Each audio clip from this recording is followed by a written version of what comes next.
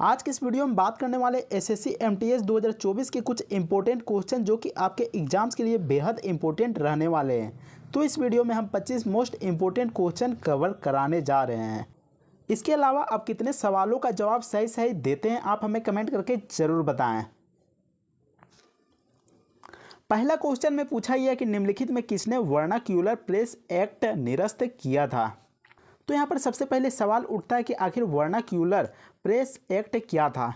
तो यह अंग्रेजों द्वारा लागू किया गया एक एक्ट था जिसे गला घोटने वाला एक्ट भी कहा जाता है, और इस एक्ट के तहत पत्र और पत्रिकाओं पर रोक लगा दिया गया। पत्र और पत्रिकाओं के जो प्रकाशन में रोक लगा दिया गया। तो ऐसे में इस कानून को यहाँ पर गला घोटने वाला कानून भी कहा गया है या फिर गला घोटने वाला एक्ट भी कहा गया है। और इसको कौन लगाया था? तो इसको लगाया था लॉर्ड लिटन ने। और कब लगाया था? तो इसको लगाया गया था 1878 में। लेकिन जो निरस्त किया गया वो किसके द्वारा किया गया? तो वो निरस्त किया गया था लॉर्ड रिपन के द्वारा। लॉर्ड रिपन के द्वारा। अगले क्वेश्चन में पूछा गया कि कुंवर सिंह 1857 ईस्वी में विद्रोह के प्रमुख नायक थे, वह निम्नलिखित में से किससे संबंधित थे। यानी कि 1857 का जो विद्रोह हुआ था उसमें से वीर कुंवर सिंह कहाँ से नेतृत्व कर रहे थे? तो वो बिहार से नेतृत्व कर रहे थे। अगले क्वेश्चन में पूछा गया कि निम्नलिखित में से किस एक प्रदेश में सन 1935 के अधिनियम के अंतर्गत कांग्रेस की मंत्री परिषद का गठन नहीं हुआ था। तो किस राज्य का नहीं हुआ था? तो वो पंजाब राज्य का मंत्री परिषद का गठन नहीं हुआ था। नेक्स्ट क्वेश्चन में पूछा गया कि गांधी सागर बांध निम्नलिखित में से किसका एक भाग है। तो यह चंबल परियोजना का एक भाग है। नेक्स्ट क्वेश्चन में पूछा गया कि नीचे दिए गए पदार्थ का उनके घनत्व के अवरोही यानी कि घटते क्रमानुसार सही क्रम कौन सा है। तो यहाँ पर 4 ऑप्शन दिए गए हैं और इनको घटते क्रम के अनुसार सजाना है, वो भी घनत्व के अनुसार यानी कि डेंसिटी के अनुसार। तो यहाँ पर देख सकते हैं जो ऑप्शन बी है सोना है, उसके बाद पारा हो जाएगा, उसके बाद इस्पात हो जाएगा डेंसिटी के अनुसार।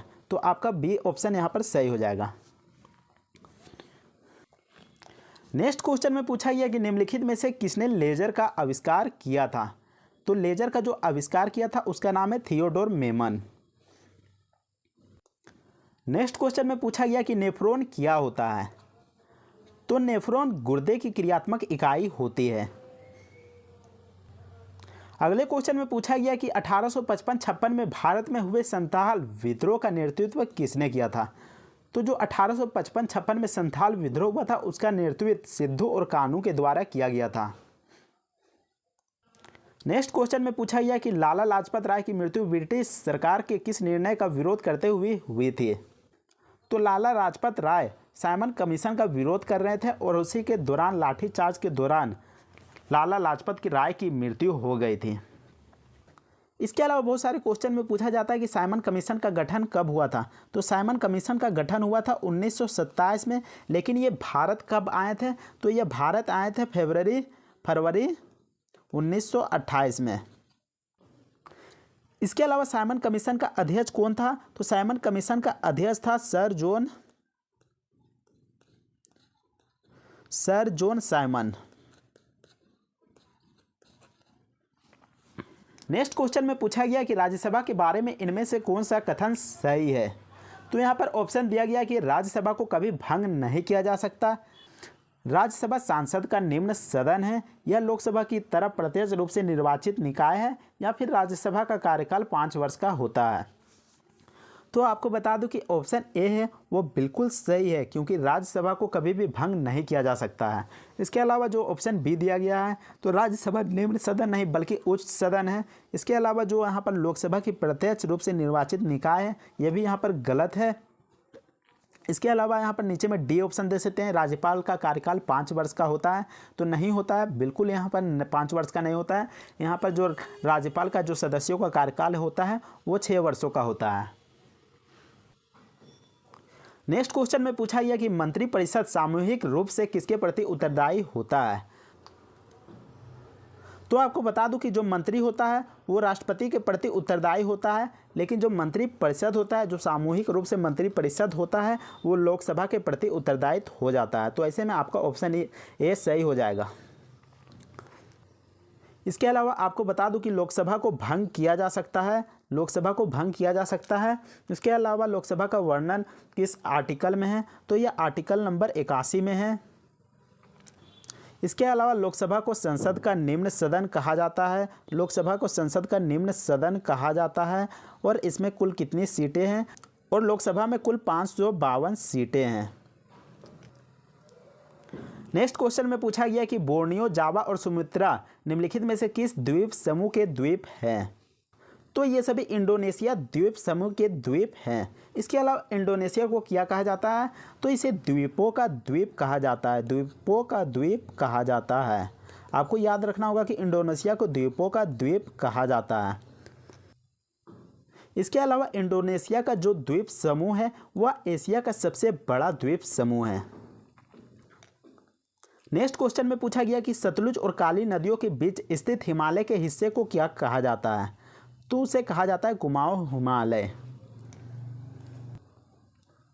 नेक्स्ट क्वेश्चन में पूछा गया कि नागालैंड की राजधानी क्या है, तो नागालैंड की राजधानी सबको पता होगा, नागालैंड की राजधानी कोहिमा है। इसके अलावा नागालैंड का प्रमुख त्यौहार कौन सा है, तो नागालैंड का प्रमुख त्यौहार है हॉर्नबिल। हॉर्नबिल यह बहुत सारे एग्जाम्स में बार बार पूछा जाता है। नेक्स्ट क्वेश्चन में पूछा गया कि जीएसटी फ्रेमवर्क के संदर्भ में एसजीएसटी का पूर्ण रूप क्या है, यानी कि एसजीएसटी का फुल फॉर्म क्या है, तो एसजीएसटी का फुल फॉर्म है state goods and service tax. इसके अलावा जो जीएसटी कब लागू किया गया था, तो जीएसटी लागू हुआ था जुलाई 2017 में। नेक्स्ट क्वेश्चन में पूछा गया कि सोगात्सु निम्न में से किस देश का नव वर्ष त्यौहार है, तो जो सोगात्सु है वह जापान देश का नव वर्ष त्यौहार है। इसके अलावा जापान को उगते हुए सूर्य का देश कहा जाता है, उगते हुए सूर्य का देश। इसके अलावा अगर जापान की राजधानी पूछा जाता है तो क्या होगा, तो जापान की राजधानी हो जाएगा टोक्यो। वही अगर मुद्रा पूछा जाता है तो मुद्रा हो जाएगा येन। और यही संसद पूछा जाता है तो संसद का नाम क्या है, तो संसद का नाम है डाइट। नेक्स्ट क्वेश्चन में पूछा गया कि इनमें से भिन्न क्या है, तो यहाँ पर देख सकते हैं एक तरफ यहाँ पर जो डांस दिया गया है और उसके बगल में राज्य का नाम दिया गया है। तो आपको यहाँ पर चुनना है कि इनमें से अलग क्या है। तो यहाँ पर देख सकते हैं बिहू असम में किया जाता है, ये सही है। भांगड़ा जो कि पंजाब में किया जाता है, ये भी सही है। गरबा जो कि गुजरात में किया जाता है, ये भी सही है। लेकिन जो कथक है वो कर्नाटक में नहीं किया जाता है।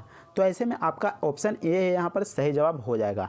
तो फिर कर्नाटक में क्या किया जाता है, तो कर्नाटक में यहाँ पर यक्षगान जैसे यहाँ पर जो नृत्य है वो किए जाते हैं। यक्षगान हो गया, कुनीथा हो गया, सुगी हो गया, ये सब कर्नाटक के डांस हैं। वही अगर पूछा जाता है कि कथक कहाँ किया जाता है, तो कथक आपका उत्तर प्रदेश में किया जाता है, यानी कि यूपी में किया जाता है। नेक्स्ट क्वेश्चन में पूछा गया कि निम्नलिखित में कौन सा युग में सुमेलित नहीं है। तो यहाँ पर एक तरफ विश्व धरोहर के नाम दिए गए हैं और बगल में राज्य के नाम दिए गए हैं। तो यहाँ पर देखते हैं एलिफेंटा की गुफाएं, क्या ये कर्नाटक में स्थित है? जी नहीं, ये कर्नाटक में नहीं स्थित है। एलिफेंटा की जो गुफाएं हैं वो महाराष्ट्र में स्थित है, महाराष्ट्र में स्थित है। तो ऐसे में जो सुमेलित नहीं खा रहा वो है एलिफेंटा की गुफाएं, जो कि कर्नाटक में स्थित नहीं है, वो महाराष्ट्र में स्थित है। इसके अलावा बाकी सभी ऑप्शन आपका यहाँ पर सही है। नेक्स्ट क्वेश्चन में पूछा गया कि इंडियन फिलोसफी पुस्तक के लेखक कौन हैं। तो जो इंडियन फिलोसफी पुस्तक लिखा गया है वो डॉक्टर एस राधाकृष्णन के द्वारा लिखा गया है। इसके अलावा आपको बता दूं कि जो पहला भारत रत्न था वो डॉक्टर एस राधाकृष्णन को ही दिया गया था। और वो कब दिया गया था, तो वो दिया गया था 1954 में। नेक्स्ट क्वेश्चन में पूछा गया कि अली हिस्ट्री ऑफ इंडिया नामक पुस्तक के लेखक कौन है। तो अली हिस्ट्री ऑफ इंडिया नामक पुस्तक के लेखक विंसेंट आर्थर स्मिथ है। अगले क्वेश्चन में पूछा गया कि विश्व तपेदिक यानी कि ट्यूबरकुलोसिस डे कब मनाया जाता है। तो यह मनाया जाता है 24 मार्च को। नेक्स्ट क्वेश्चन में पूछा गया है कि बुकर पुरस्कार जीतने वाली पहली भारतीय महिला का नाम निम्नलिखित में से क्या है। तो यहाँ पर ऑप्शन दिए गए हैं, तो जो ऑप्शन डी है वो आपका बिल्कुल सही हो जाएगा, अरुंधति रॉय। इसके अलावा इसका एक फेमस पुस्तक है, तो उसका नाम क्या है, तो उसका नाम है the God of small things. तो आपको इस बुक का नाम याद रखना है। अगर पूछा जाता है कि the God of small things किसके द्वारा लिखा गया था, तो यहाँ पर जवाब में आ जाएगा अरुंधति रॉय। नेक्स्ट क्वेश्चन में पूछा गया कि अंतर्राष्ट्रीय श्रम संगठन की स्थापना कब हुई थी। तो अंतर्राष्ट्रीय श्रम संगठन की स्थापना 28 जून 1919 में किया गया था। वही अगर पूछा जाए कि अंतर्राष्ट्रीय श्रम दिवस कब मनाया जाता है, तो यह मनाया जाता है 1 मई को। इसके अलावा इसका मुख्यालय कहाँ पर है, तो इसका मुख्यालय है जेनेवा में। नेक्स्ट क्वेश्चन में पूछा गया कि पृथ्वी पर किसी वस्तु का भार सर्वाधिक कहाँ पर होता है। तो पृथ्वी पर किसी वस्तु का सर्वाधिक भार उनके ध्रुवों पर होता है, यानी कि पृथ्वी का जो ध्रुव होता है वहाँ पर होता है।